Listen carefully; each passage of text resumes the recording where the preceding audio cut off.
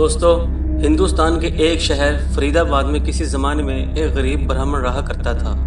اتفاق سے اس کا نام بھی غریب داس تھا۔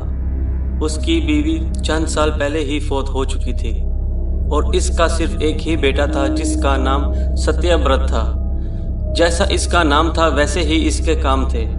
ہر جگہ اور ہر کام میں سچائی کو مد نظر رکھتا تھا۔ غریب داس کے پاس دیہاتی وضع کا ایک چھوٹا سا مکان تھا، مگر وہ بھی خستہ حالت میں تھا۔ نہ تو اس مکان کی کوئی کھڑکیاں تھیں اور نہ ہی نیچے فرش تھا۔ اسی وجہ سے انہیں برسات کے دنوں میں تو خاص طور پر بڑی ہی پریشانی کا سامنا کرنا پڑتا تھا۔ شاید انہی کے لیے کسی نے کہا تھا کہ بارش اگر کبھی 1 گھنٹہ برسے تو چھت سے پانی کئی گھنٹے برستا رہتا ہے۔ پنڈت غریب داس علم جوتش میں کچھ جانکاری رکھتا تھا۔ فرید آباد اور ارد گرد دیہات کے لوگ اس کے پاس اپنی قسمت کا حال معلوم کرنے اور اس سے شبھ مہورت نکلوانے اور جوتش لگوانے آتے رہتے تھے۔ وہ پھل، نقدی یا مٹھائی کی صورت میں پنڈت جی کو بھیٹ پیش کیا کرتے تھے اور وہ خوشی خوشی اس کو قبول کر لیا کرتا تھا، چاہے وہ تھوڑی ہی کیوں نہ ہو۔ اس کی وجہ یہ تھی کہ اسی کے بہانے اس کی دکان کچھ چمکتی رہتی تھی اور دوسرے وہ ہر حال میں خوش رہنا چاہتے تھے۔ قناعت کے اس درس پر دونوں باپ بیٹا ہمیشہ سے کاربند تھے۔ خیر، اسی طرح وقت کٹتا رہا اور عام لوگوں میں بالعموم برہمن برادری، بالخصوص غریب داس کو عزت کی نگاہ سے دیکھا جاتا تھا، کیونکہ ہر خوشی غمی کے موقع پر وہ ان کا شریک حال ہوتا تھا، آڑے وقت میں ان کے کام آتا تھا اور کسی کی غلط رہنمائی نہیں کرتا تھا۔ جب اس کا بیٹا ستیہ برت نے جوانی میں قدم رکھا تو باپ کو اس کی شادی کی فکر لگ گئی۔ چنانچہ اس نے اپنے واقف کاروں، جاننے والوں، دوستوں کو اچھا خاندانی شریف ہمسایہ گھر اور اس خاندان کی پڑھی لکھی گھر کے کام کاج سے واقف لڑکی کے لیے کہہ رکھا تھا، مگر 6 مہینے گزر جانے پر بھی کوئی اچھا رشتہ ابھی تک نہیں آیا تھا۔ وہ کہتے ہیں نا کہ ہر کام کا ایک وقت مقرر ہوتا ہے اور خدا کو ہمارے کاموں کا فکر ہوتا ہے۔ ایک دن سرائے خواجہ سے پنڈت رام ناتھ اپنی لڑکی کرشنا کے رشتے کی تجویز لے کر آیا۔ اس نے لڑکی کی ان گنت صفات کا اچھی طرح سے ذکر کیا اور اس کے بارے میں سب اچھی باتیں بتائیں کہ اس کی لڑکی کتنی سگڑ ہے اور گھریلو کام کاج میں کتنی ماہر ہے۔ جو باتیں پنڈت غریب داس چاہتا تھا وہ اس خاندان اور اس لڑکی میں سب موجود تھیں۔ اندھے کو اور کیا چاہیے؟ 2 آنکھیں۔ من میں آیا کہ ابھی ہاں کہہ دوں، مگر ابھی گھر کی حالت اور اپنی مالی حالت دیکھ کر وہ ابھی رشتے کی منظوری نہیں دے سکتا تھا۔ ویسے بھی صاف دل اور صاف گو انسان تھا۔ وہ لڑکی کے باپ سے کہنے لگا، پنڈت جی، رشتے کی تجویز کا بہت شکریہ، مگر میں صاف طور پر بغیر کچھ چھپائے آپ کو بتا دینا چاہتا ہوں کہ میری مالی حالت بہت کمزور ہے، جس کی وجہ سے میں لڑکے کی شادی کے اخراجات برداشت کرنے کے قابل نہیں۔ آپ کے ساتھ بات چیت 1 سال کے بعد کروں گا۔ رام ناتھ نے جواب دیا، شریمان جی، آپ تو کسرِ نفسی میں پڑ گئے۔ کیا میں آپ کے حالات نہیں جانتا؟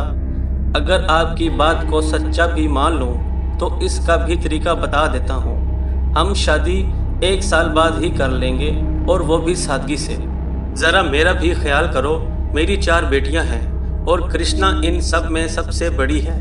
اس کی ذمہ داری سے فارغ ہو جاؤں تو دوسری لڑکیوں کی شادی کی طرف توجہ کر سکوں گا۔ ایک برہمن کو دوسرے برہمن سے اتنی ہمدردی کی توقع تو رکھنی ہی چاہیے۔ غریب داس کے لیے رام ناتھ کی بات خوشخبری سے کم نہ تھی۔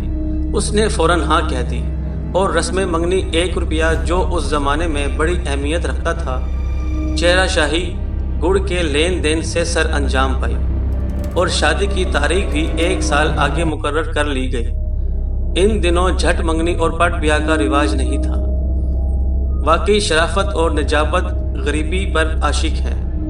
جب شادی کو صرف 4 مہینے باقی رہ گئے تو لڑکے کے باپ غریب داس کو احساس ہوا کہ مالی حالات میں تو ابھی تک کوئی خاصا سدھار نہیں آیا۔ برادری میں ناک تھوڑی ہی کٹوانی ہے، اس لیے کہیں سے کوئی نہ کوئی بندوبست تو کرنا ہی پڑے گا۔ رقم کوئی آسمان سے تو نہیں گر پڑے گی اور کم از کم شادی پر 1000 روپیہ تو ضرور چاہیے۔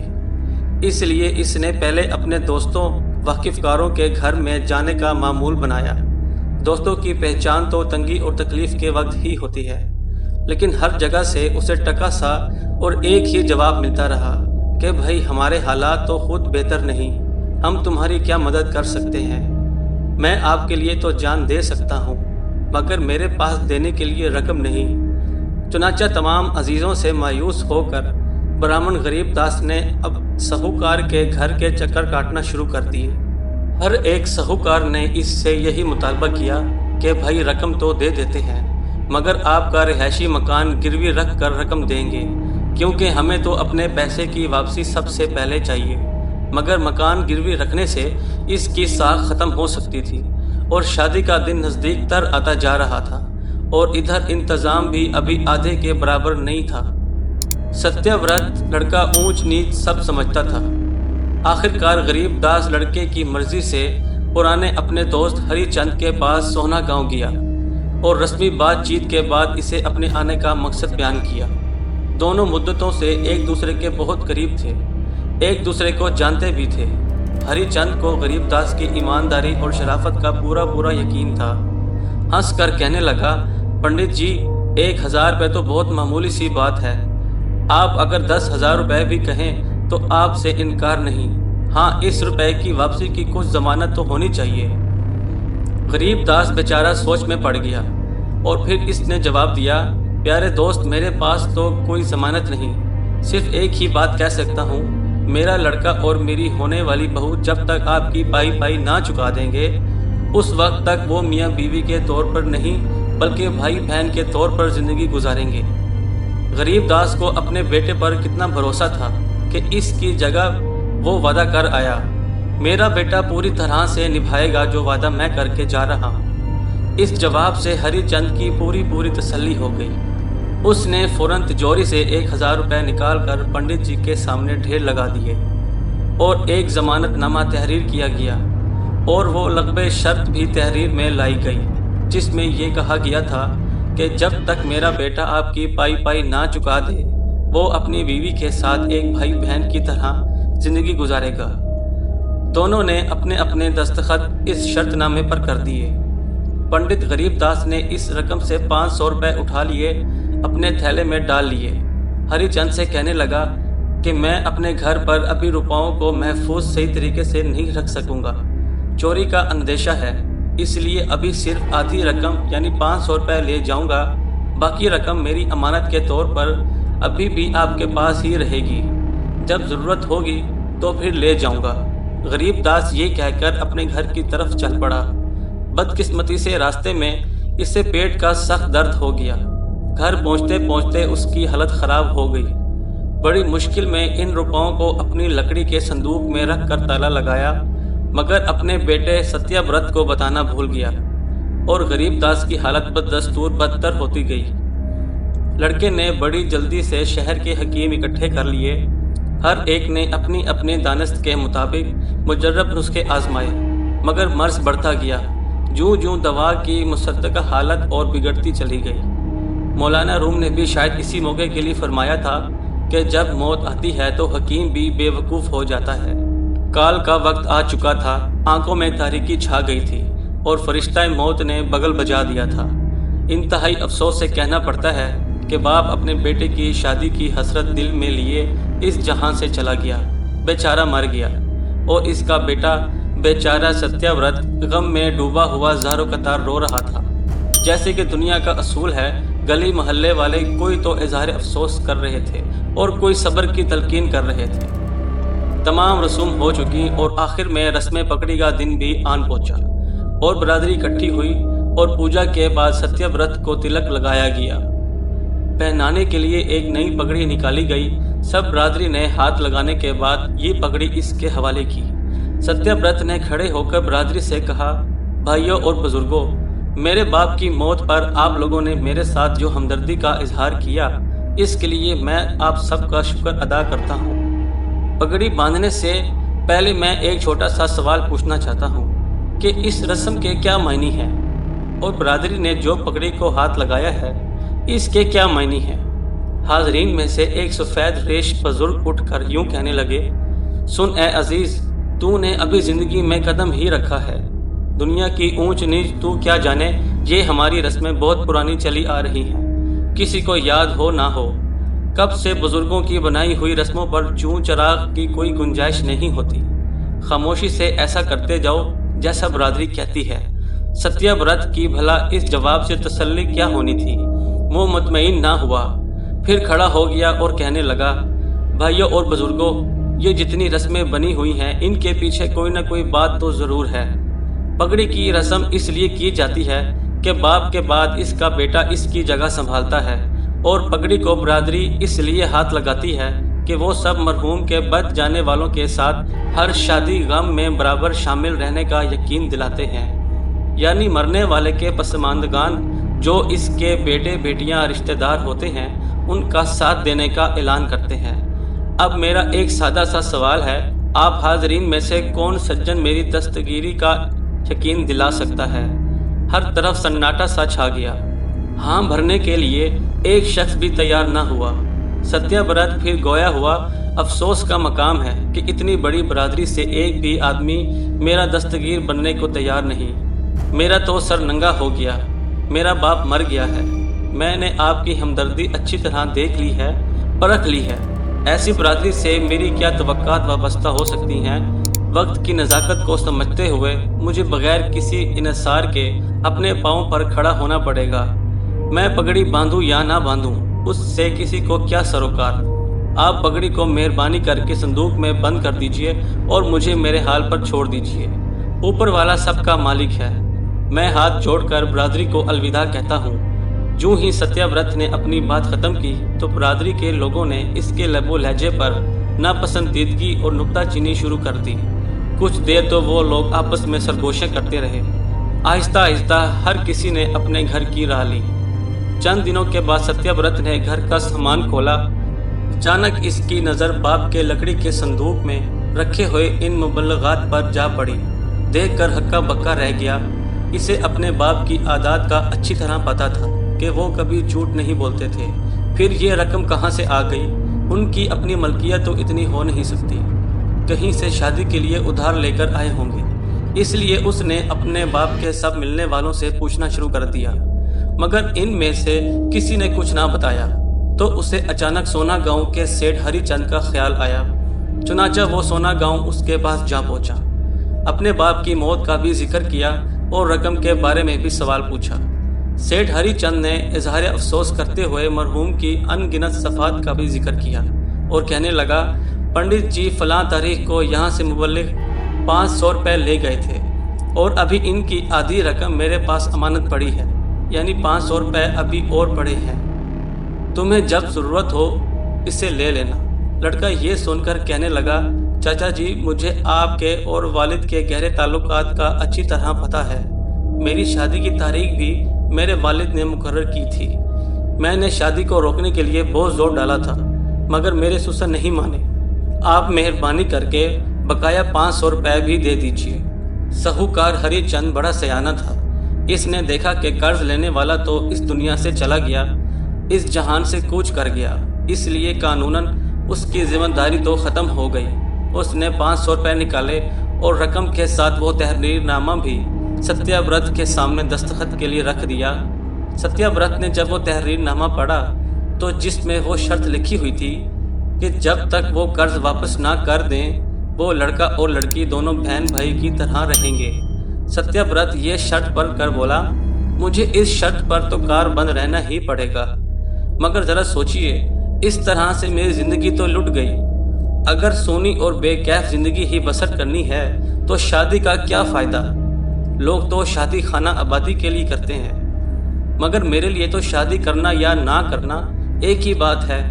اس لیے نہ تو میں کوئی رقم لیتا اور نہ ہی اس تحریر نامے پر دستخط کرنے کی کوئی ذمہ داری لیتا ہوں۔ ہری چند نے سوچا کہ کہیں پہلی دی ہوئی رقم بھی ضائع نہ ہو جائے، اس لیے ستیہ برت کو پاس بٹھا کر چکنی چپڑی باتیں کرنے لگا اور خوش آمد بھرے لہجے میں بولا، بیٹا تم اور رقم نہیں لینا چاہتے تو مت لو، بے شک پہلی رقم بھی کسی دن واپس لے آنا تاکہ وہیں کھاتا بند کر سکوں۔ ستیہ برت وہاں سے اٹھ کر آ گیا اور اس نے اپنے گھر کی راہ لی، لیکن اس بیچارے کی حالت قابل رحم تھی۔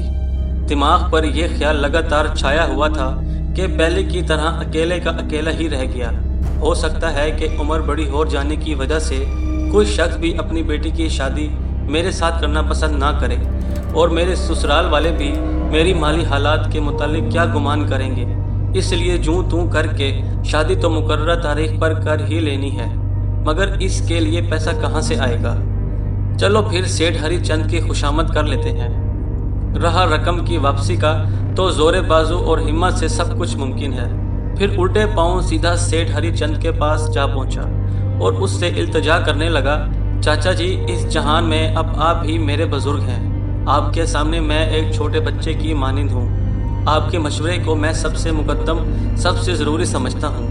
میری سمجھ میں تو کچھ نہیں آ رہا، آپ ہی میری صحیح رہنمائی فرمائیں۔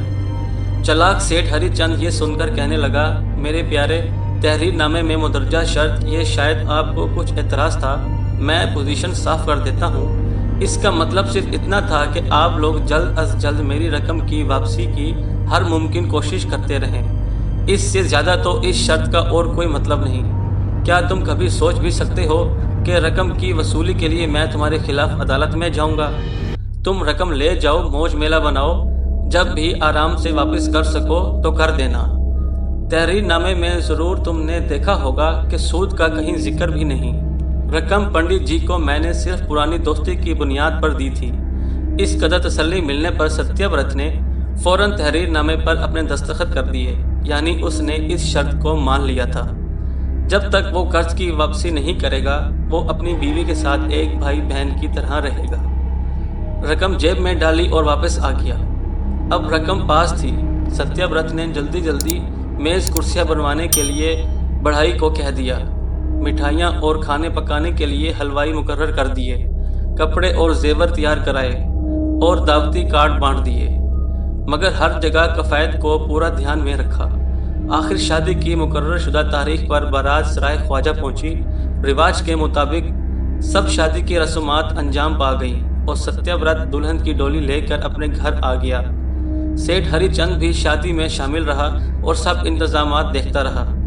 آہستہ آہستہ رشتہ دار اپنے اپنے گھر کو روانہ ہو گئے اور اب گھر میں ستیہ ورت اور اس کی بیوی کرشنا ہی رہ گئے۔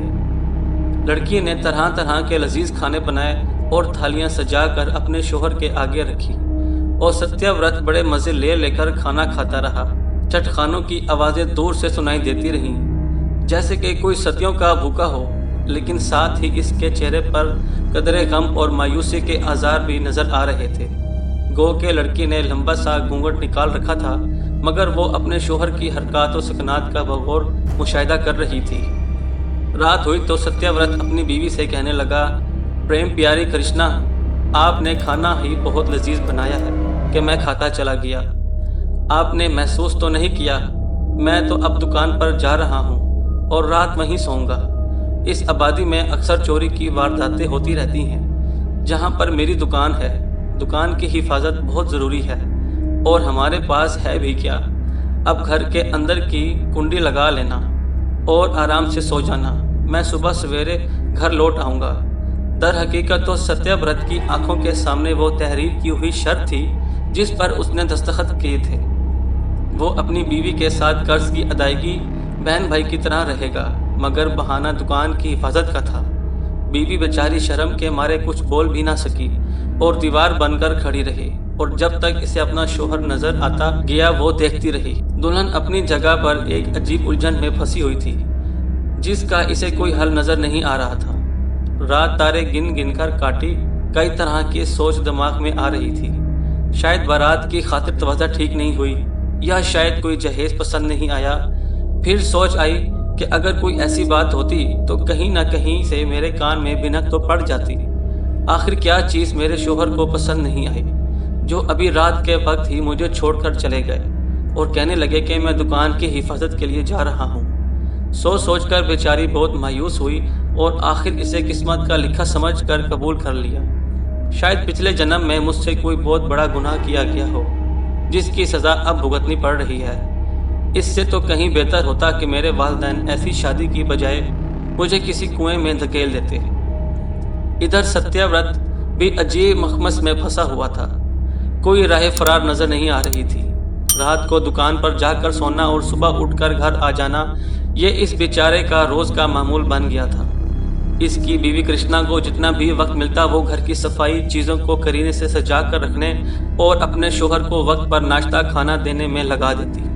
گھر کو اس نے شیشے کی مانند چمکا دیا تھا۔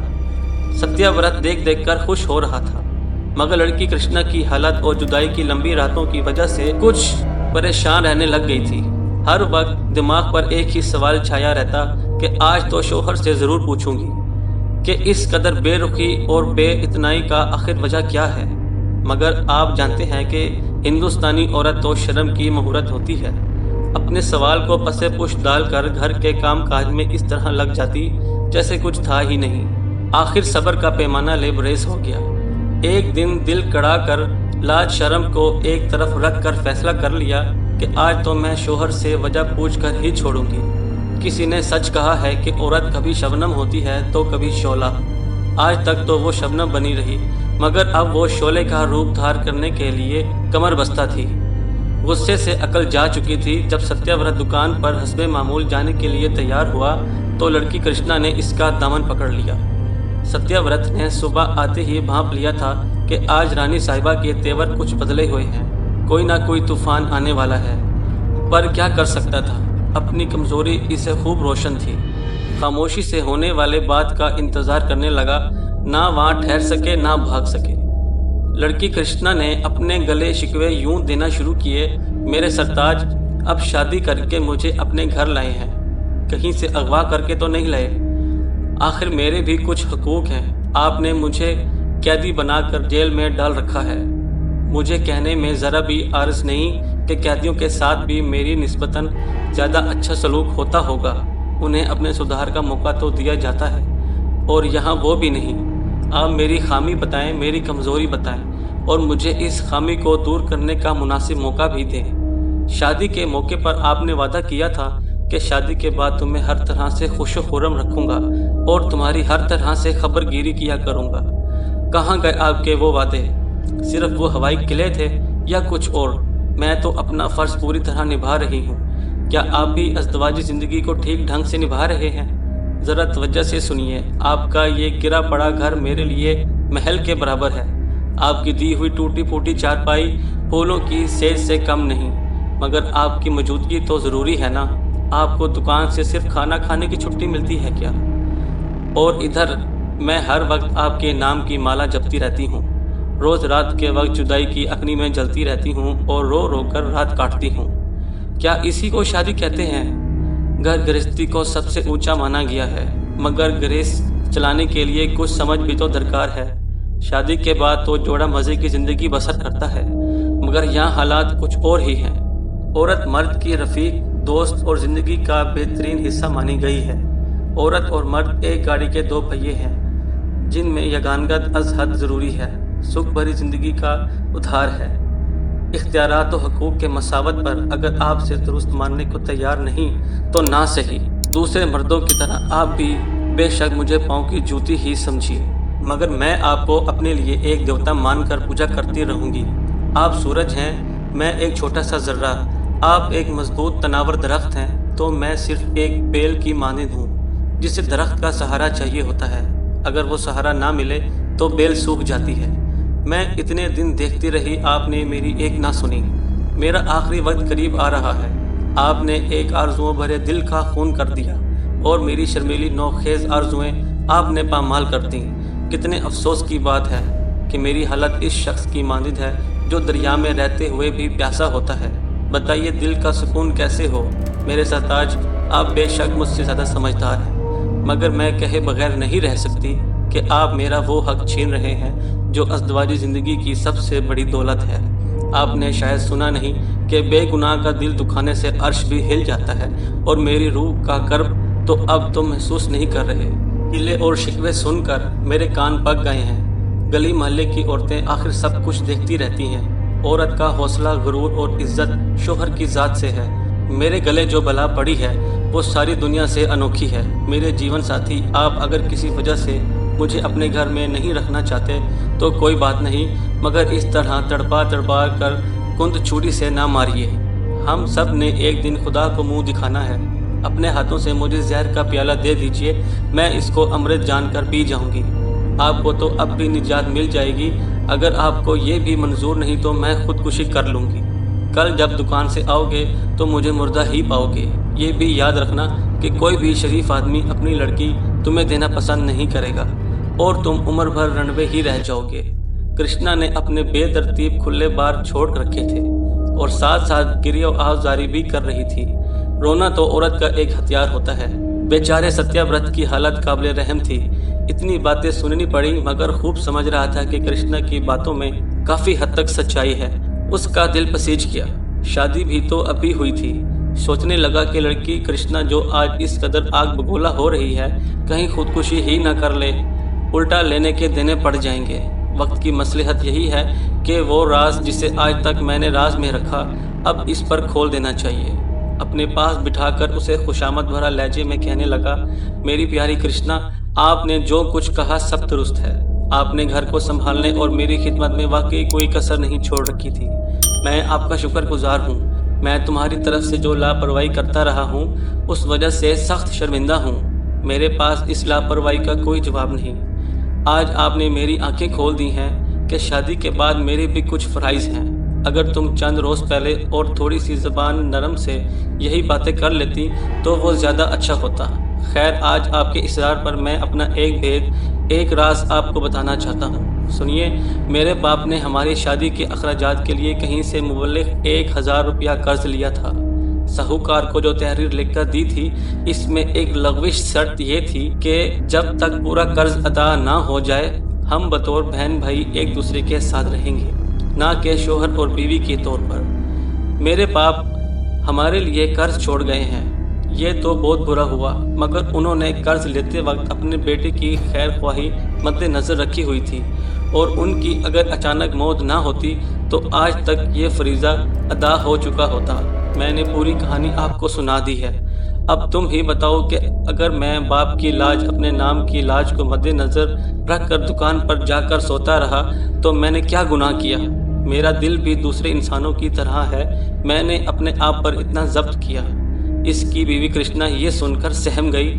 گرمی کا لہجہ یک لخت نرمی کے لہجے میں بدل گیا۔ ہاتھ پاؤں جوڑ کر معافی مانگنے لگی کہ معاملہ خواہ مخواہ اتنا لمبا ہو گیا۔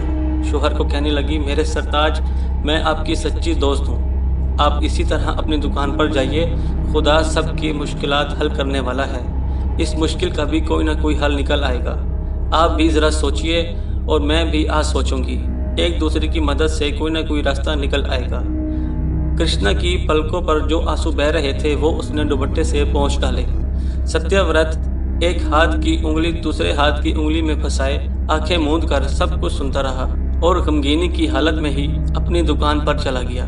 اگلی صبح ستیہ ورت جب گھر واپس آیا تو اسے قرض کی ادائیگی کے لیے معقول سبیل نہ سوجی، مگر لڑکی کرشنا زیادہ ہوشیار تھی اور سمجھدار تھی۔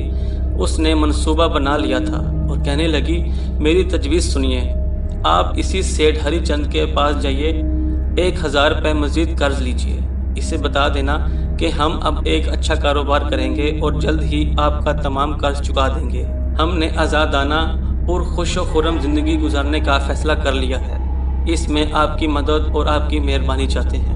ہاں تو ایک بات اور کہنا چاہتی ہوں، میری تجویز منہ کا نوالا نہیں مگر اس کا سرے چڑھنا بھی مشکل نہیں، کیونکہ اب ہم دونوں کی قسمت مل کر کام کرے گی۔ محنت و تدبیر سے ہماری غربت اور ناداری لازمی طور پر ٹل جائے گی۔ ہمارا میاں بیوی کا رشتہ بدل کر روحانی رشتہ بن چکا ہے۔ کوئی بھی دنیا کی مشکل ایسی نہیں جس کا حل نہ نکل سکتا ہو۔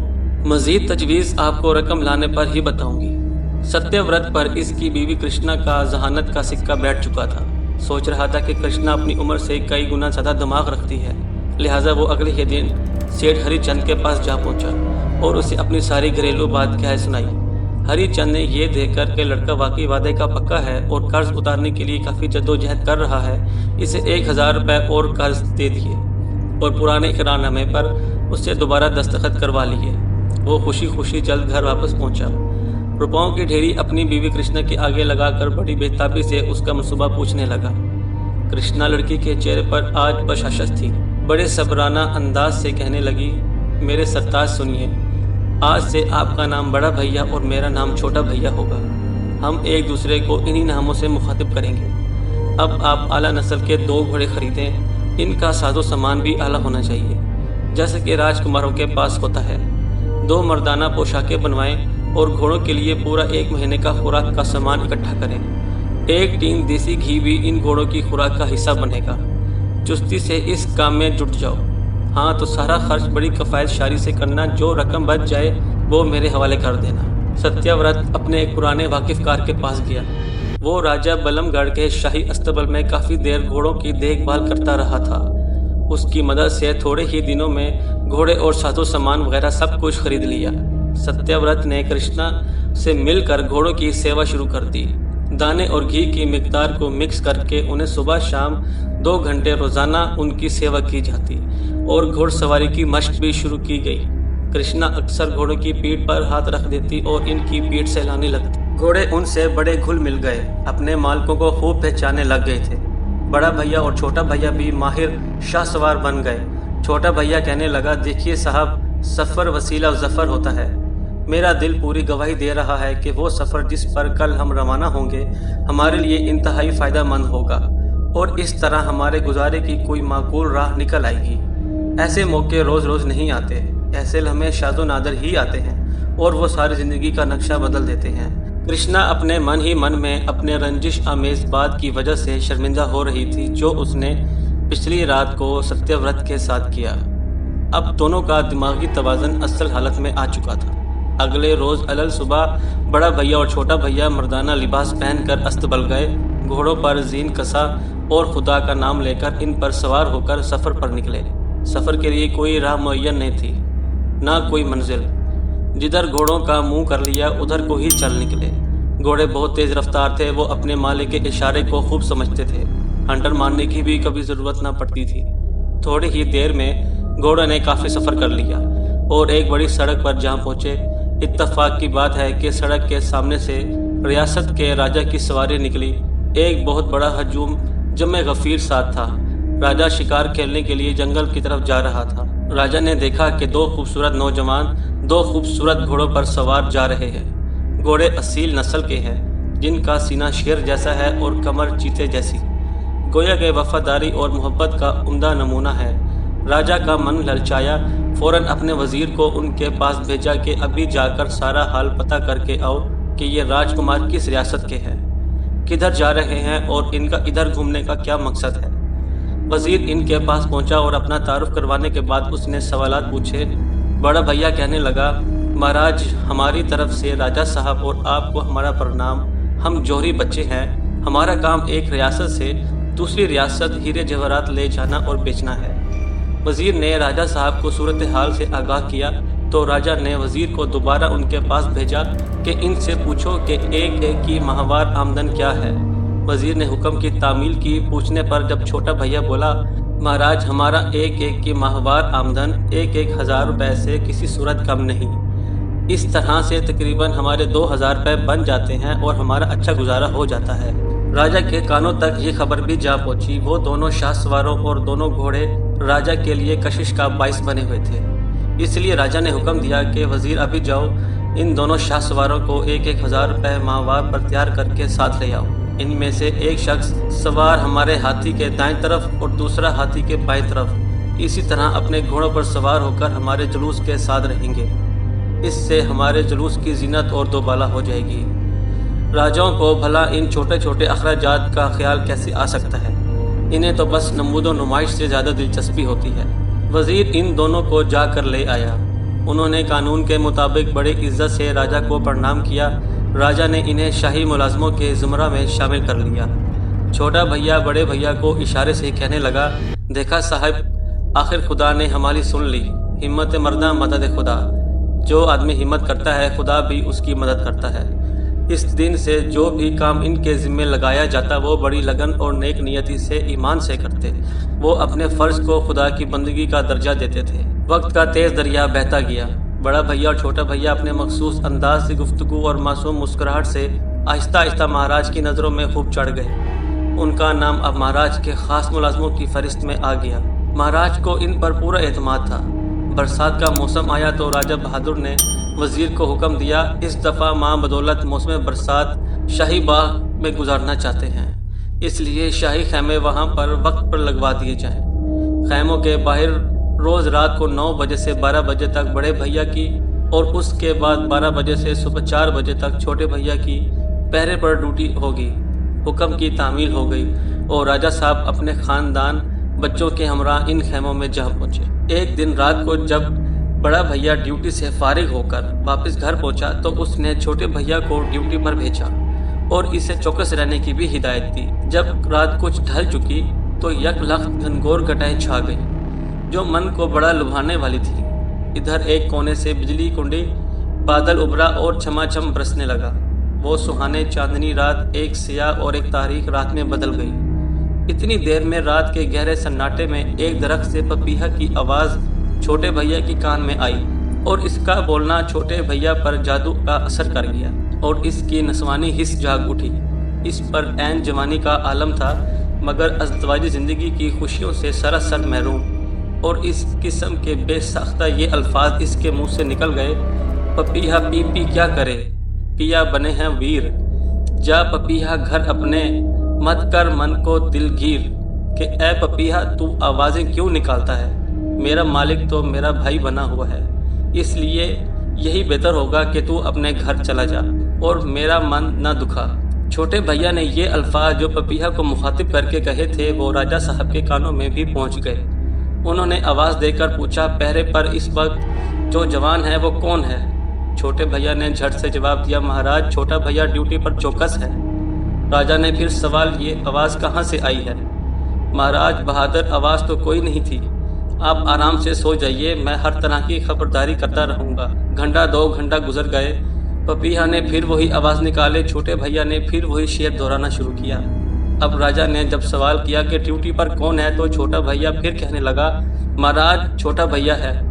راجہ صاحب کی نیند میں اس طرح خلل آتا رہا تو وہ کچھ ناراض سے ہو گئے کہ آج تک تو پہلے کبھی ایسا مشاہدہ نہیں ہوا، آج یہ چکر کیا ہے؟ ایک دفعہ کی آواز سننے پر انہیں صرف شک ہی ہوا تھا، اب شک یقین میں بدل چکا تھا کہ دال میں ضرور کچھ کالا ہے۔ وزیر کو حکم دیا کہ اس نابکار ناچہار چھوٹے بھیا کو گرفتار کر لیا جائے، کل صبح اسے دربار عام میں پیش کرنا ہے اور اس کی جگہ پر کوئی اور پہرے دار تعینات کر دو۔ حکم کی فوراً تعمیل ہو گئی اور اگلے دن چھوٹے بھیا کو رسوں میں جکڑ کر دربار عام میں پیش کیا گیا۔ حالت بری تھی، راجہ کو چھوٹے بھیا کی آواز سے پہلے ہی کچھ نسوانیت کے عنصر کی بو آ چکی تھی، یعنی اسے کچھ معلوم ہو گیا تھا کہ یہ مرد نہیں عورت ہے۔ اب اسے بڑے غور سے سر سے پاؤں تک دیکھا، دل میں کئی طرح کے خیالات آ رہے تھے اور چھوٹا بھیا ہیبت شاہی سے کانپ رہا تھا۔ آخر مہاراج کہنے لگے، ابے پہرے دار سچ سچ بتا، رات کو 1 نہیں 2 بار میرے کانوں میں کچھ آواز آتی رہی، یہ آواز تیری تھی اور اب تک میرے کانوں میں گونج رہی ہے، اس کا کارن کیا تھا؟ تم کس کو جواب دے رہے تھے اور کیا جواب دے رہے تھے؟ ہم نے بھی تم سے 2 بار پوچھنے کی کوشش کی تو تم نے ٹالنے کی ہی ٹھانی، تمہیں اتنی جرأت کیسے ہوئی؟ اگر سچ سچ بتاؤ گے تو ماں بدولت تمہیں معافی دے سکتے ہیں اور اگر جھوٹ بولو گے تو سخت سزا پاؤ گے۔ چھوٹا بھیا سر جھکائے سامنے کھڑا تھا، گویا کہ اپنے گناہ کا اعتراف کر رہا تھا۔ بڑی نرمی سے کہنے لگا، مہاراج ہمیشہ سلامت رہیے، آپ کے نمک حلال نوکر ہمیشہ آپ کے فیض سے فائدہ اٹھاتے رہے ہیں۔ میں سارا بھید آپ کے سامنے کھول دینا چاہتا ہوں مگر اس کے لیے مجھے تنہائی چاہیے، علیحدگی درکار ہے، میری یہ درخواست قبول کی جائے۔ راجہ نے حاضرین کو حکم دیا کہ مجھے تنہا چھوڑ دیں۔ سب شخص آگے پیچھے ہو گئے تو تنہائی میں کہنے لگا، راجاؤں کے سرتاج میں ایک نوجوان نہیں بلکہ ایک عورت ہوں، میرا نام کرشنا ہے اور میرے ساتھی کا نام پنڈت ستیہ برت ہے، وہ میرا شوہر ہے۔ اب میں آپ کے سامنے اس کا پس منظر پیش کرنا چاہتی ہوں۔ کافی وقت گزرا، ہماری دونوں کی منگنی ہوئی، جب شادی کی تاریخ نزدیک آ گئی تو میرے سسر مرحوم شری غریب داس فرید آباد کے رہنے والے نے ایک ساہوکار کے آگے جھولی پھیلائی اور مبلغ 1000 روپے قرض کے طور پر شادی کے اخراجات کے لیے اس سے مانگے، کیونکہ اس کے پاس مالی تنگی تھی، مالی طور پر پریشانی تھی۔ ساہوکار نے سودا تو کر لیا کیونکہ وہ میرے سسر کا پرانا دوست تھا، مگر اقرار نامے پہ ایک ایسی لچر سی شرط میرے سسر سے لکھوا لی جس کی مثال کہیں نہیں ملتی۔ وہ لچر شرط یہ تھی کہ جب تک قرض کی پوری طرح سے ادائیگی نہیں ہو جائے گی اس وقت تک غریب داس کا بیٹا ستیہ ورت اور اس کی بہو کرشنا بطور بہن بھائی رہیں گے، نہ کہ شوہر اور بیوی۔ میرے سسر پنڈت جی تو مر چکے ہیں اور ہمارے لیے ایک عذاب سا چھوڑ گئے ہیں۔ ہم نے کتنا ہی وقت تو اس شرط کی تحریر کے مطابق کاٹ دیا، بڑوں کا لکھا ہوا ہمارے لیے خدائی حکم تھا، اور پھر ستیہ ورت کو اپنے نام کی لاج بھی رکھنی تھی۔ یہ ہمارے دل ہی جانتے ہیں کہ کس طرح زندگی کے دن گزار دیے اور اپنا وقت رو رو کر لڑ کر پورا کیا۔ ایسے دن تو خدا دشمن کو بھی نہ دکھلائے، مگر ہم ہمت نہیں ہارے۔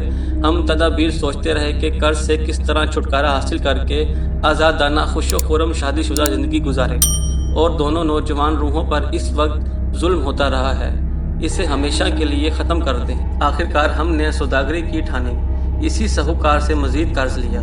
یہ گھوڑے اور یہ ساز و سامان خرید کر سوداگری سے سارا قرضہ ادا کر دیں گے۔ نام بھی اس لیے بدلے، میں نے اپنا نام چھوٹا بھیا اور پنڈت ستیہ ورت نے اپنا نام بڑا بھیا رکھ لیا، کیونکہ ہم اپنے آپ کو پتی پتنی یعنی میاں بیوی ظاہر نہیں کر سکتے تھے۔ گھر بار بھی چھوڑا۔ یہ ہماری بڑی خوش قسمتی تھی کہ آپ کے درشن ہو گئے۔ راجا کو تو لوگ پرماتما کا سایہ کہتے ہیں، وہ اپنی رعایا کا مائی باپ ہوتا ہے۔ آپ نے کمال مہربانی سے ہمیں اپنے بے شمار نوکروں کے زمروں میں شامل کر لیا اور ہمیں اپنی وفاداری اور نیک نیتی کا ثبوت ایک ساتھ پہنچانے کا موقع دیا، نہیں تو ہم در بدر کی ٹھوکریں کھاتے۔ آخر میں آپ سے معافی چاہتی ہوں، کیونکہ خدا کے زیادہ نزدیک وہی شخص ہوتا ہے جو معاف کرنے والا ہوتا ہے۔ دل میں اگر کوئی رنجش یا کدورت ہو تو مہربانی کر کے آپ اسے دور کر دیجئے، کیونکہ ہم نے جو کچھ صحیح یا غلط کیا اپنی خوشی سے نہیں کیا، بلکہ حالات کی مجبوری سے کیا۔ یہ کہتے کہتے وہ سجدے میں گر گئی۔ راجا کو یہ حالات سن کر بہت اچنبھا ہوا اور ان سے قدرتی طور پر ہمدردی پیدا ہو گئی۔ راجا کو یہ یقین تو ہو گیا کہ یہ لوگ بڑے ایماندار اور وعدے کے پکے ہیں، تاہم چھوٹے بھیا کے بیان کی تصدیق کرنی ضروری سمجھی اور بڑے بھیا کو بھی علیحدگی میں بلا کر اس سے ساری معلومات لی۔ دونوں کے بیانات ایک جیسے تھے، کوئی فرق نہ تھا، اس لیے خزانچی کو وہیں بلا کر حکم دیا کہ ماں بدولت بڑے بھیا اور چھوٹے بھیا کی دیانتداری اور صاحب ہوئی سے بہت خوش ہوئے ہیں، اور اپنی خوشی سے حکم دیتے ہیں کہ انہیں مبلغ 2000 روپے نقد سرکاری خزانے سے ابھی ادا کر دیے جائیں، تاکہ یہ لوگ اپنا قرض اتار سکیں۔ مزید ہم ان کے گزارے کے لیے ایک وظیفہ مقرر کر دیتے ہیں، جو کہ 1000 روپے مقرر کر دیا گیا۔ اس وظیفے کی ادائیگی ہر ماہ کی پہلی تاریخ کو ہونی چاہیے۔ ستیہ ورت، اس کی بیوی کرشنا دونوں مہاراج کے قدموں پہ گر پڑے اور ان کا دلی شکریہ ادا کیا۔ خزانچی نے انہیں 2000 روپے اسی وقت ادا کر دیے۔ انہوں نے اجازت لی اور دربار سے حشاش بشاش باہر نکلے۔ خوشی کے آنسو جھلک رہے تھے۔ سب امیر وزیر ان کی ایمانداری اور راجہ بہادر کی سخاوت اور فیاضی سے دریا دلی پر اش اش کر رہے تھے۔ ستیہ ورت اور اس کی بیوی کرشنا خوشی خوشی واپس اپنے گھر پہنچے۔ اگلے ہی دن صبح کے وقت وہ گاؤں سونا پہنچے۔ انہوں نے ساہوکار سیٹھ ہری چند کو اس کی قرض کی ادائیگی کی اور اس سے وہ تحریر نامہ لیا اور اس اقرار نامے کو ضائع کر دیا۔ اب وہ ایک خوش و خرم زندگی بسر کر رہے تھے۔ خدا نے انہیں بچے بھی دے دیے۔ دونوں نے مل کر اپنی دکان کو بڑھایا اور ان کی زندگی دوسروں کے لیے باعث رشک بن گئی۔ سب رشتہ دار ہمسائے ان کی ہمت کی داد دینے پر مجبور تھے۔